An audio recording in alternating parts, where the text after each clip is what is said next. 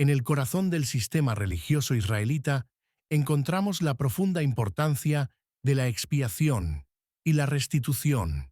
Estos conceptos eran fundamentales para la relación del pueblo con su Creador. Los sacrificios no eran meros rituales, sino el medio divinamente establecido para restaurar la comunión entre el hombre y Dios. A través de ellos, se buscaba sanar las brechas causadas por la transgresión. Este sistema enfatizaba la seriedad intrínseca del pecado, señalando que cada falta requería una respuesta. Subrayaba la necesidad imperativa de hacer enmiendas para mantener la santidad y la cercanía divina. Una categoría de pecado se refería a la omisión de un testimonio. Si alguien escuchaba una imprecación pública o una citación judicial y tenía conocimiento de un asunto, pero no testificaba, incurría en culpa. Esto incluía ser testigo de un delito o tener información crucial para la justicia, y callar. El silencio ante la verdad era considerado una ofensa seria ante Dios. Otra transgresión involuntaria era el contacto inconsciente con algo inmundo. Tocar el cadáver de una bestia salvaje, un animal doméstico o un reptil sin saberlo contaminaba a la persona. La impureza ritual no siempre era consciente, pero requería purificación. La ignorancia no eliminaba la necesidad de un acto expiatorio, aunque alteraba la naturaleza de la ofrenda. Similarmente, tocar a una persona considerada inmunda sin tener conocimiento de su estado también acarreaba culpa. La pureza ritual se extendía a las interacciones sociales y físicas. Finalmente, las promesas o juramentos hechos precipitadamente, sin considerar sus implicaciones, constituían una transgresión. Ya fueran favorables o desfavorables, si se hacían sin conciencia de su significado, generaban culpa. Este tipo de juramentos involuntarios, que vinculaban al individuo sin plena conciencia, también exigían un proceso de expiación. La palabra dada, incluso sin intención plena, tenía peso espiritual. Cuando una de estas transgresiones involuntarias se revelaba, el primer paso era la confesión. El pecador debía reconocer específicamente su falta ante Dios. La ofrenda estándar para estos pecados era una hembra del rebaño, ya fuera una cordera o una cabra, ofrecida como sacrificio por el pecado.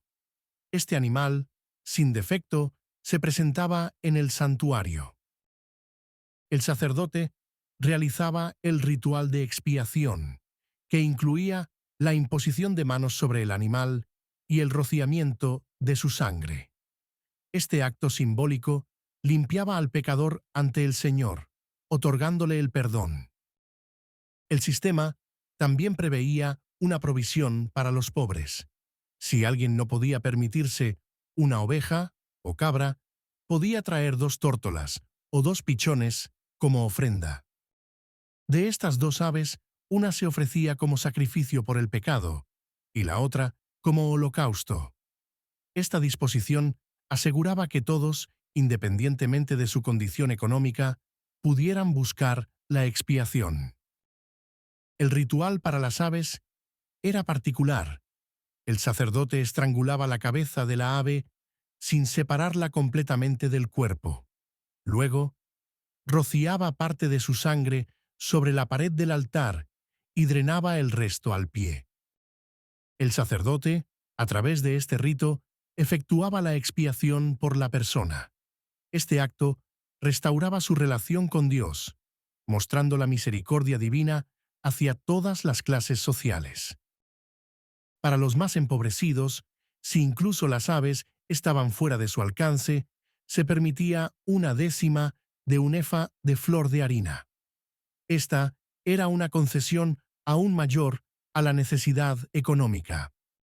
A diferencia de otras ofrendas de harina, a esta no se le debía añadir aceite ni incienso. Su simplicidad era un reflejo de su propósito exclusivo como ofrenda por el pecado. El sacerdote tomaba un puñado de la harina como memorial y lo quemaba sobre el altar. Este gesto representaba la presentación de la ofrenda ante Dios en nombre del pecador. Así, el sacerdote realizaba la expiación por la persona, quien obtenía el perdón. La flexibilidad del sistema garantizaba que ningún pecado quedara sin la posibilidad de ser cubierto. El remanente de la harina, una vez tomada la porción memorial, pertenecía al sacerdote. Esta era una de sus provisiones por su servicio en el tabernáculo.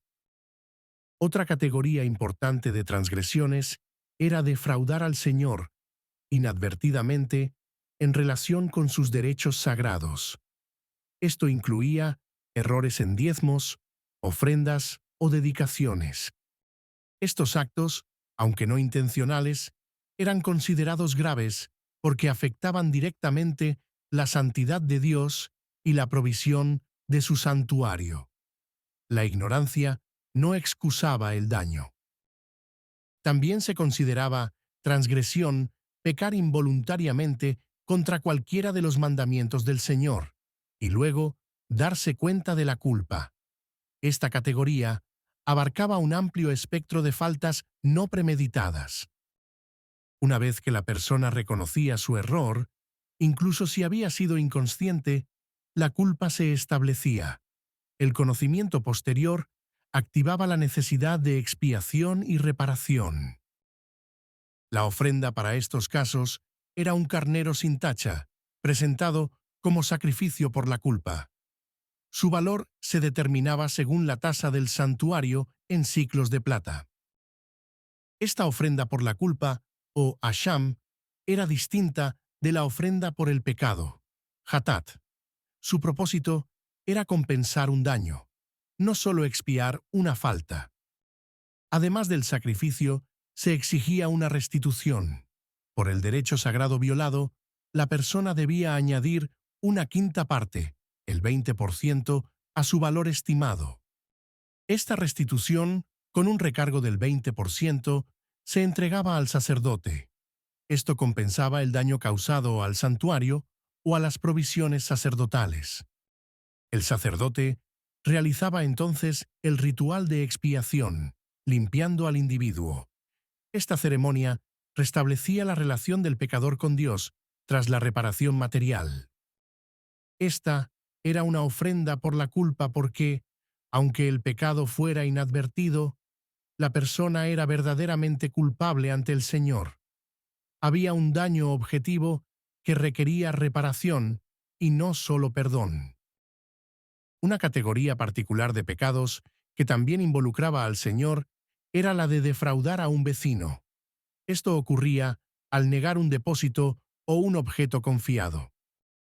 Mentir sobre la posesión de un bien ajeno, negando haberlo recibido o retenido, era una traición de confianza. Este acto no solo afectaba al vecino, sino que se consideraba una ofensa contra Dios. También se incluía defraudar a un vecino a través de robo, extorsión o violencia. La obtención ilícita de bienes ajenos caía en esta grave categoría de transgresión. El daño al prójimo, ya sea por engaño o por la fuerza, tenía implicaciones espirituales profundas. La justicia social era un pilar de la ley divina. Otro caso era encontrar un objeto perdido y negar haberlo hallado. Retener algo ajeno, incluso si fue encontrado, sin intentar devolverlo, era considerado una forma de robo y engaño. Finalmente, jurar falsamente en relación con cualquiera de estos asuntos agravaba la ofensa. Perjurar, invocando el nombre de Dios para encubrir un engaño, era una ofensa máxima.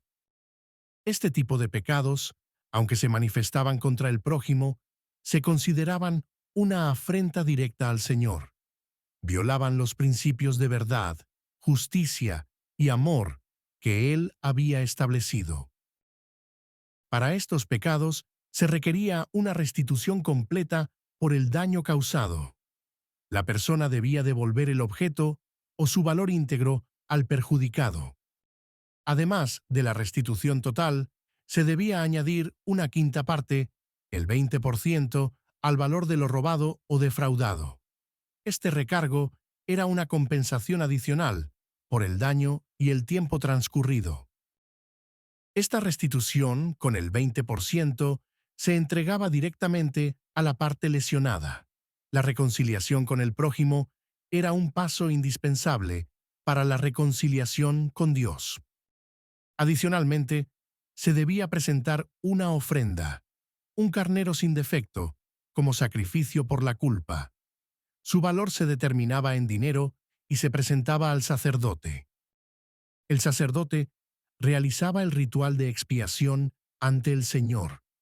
Solo después de la restitución al prójimo y la ofrenda a Dios, se concedía el perdón. Este proceso subraya que la expiación divina no era efectiva sin antes rectificar el daño humano. La fe y las obras estaban intrínsecamente ligadas en el sistema de la Torá. Estos rituales y ofrendas específicas reflejan la importancia fundamental de la pureza ritual. También enfatizan la justicia social y la reconciliación en la vida de Israel. El sistema de sacrificios buscaba no solo la limpieza espiritual, sino también la restauración de la armonía comunitaria. El daño al prójimo era una preocupación tan grande como el pecado directo contra Dios. Los diferentes niveles de ofrendas, adaptados a la capacidad económica, demuestran un sistema inclusivo. Dios proveyó un camino de expiación accesible para todos los miembros de la sociedad. Esto subraya la misericordia divina, que se extiende a ricos y pobres por igual. La posibilidad de reconciliación no dependía del estatus, sino de la voluntad de obedecer y enmendar.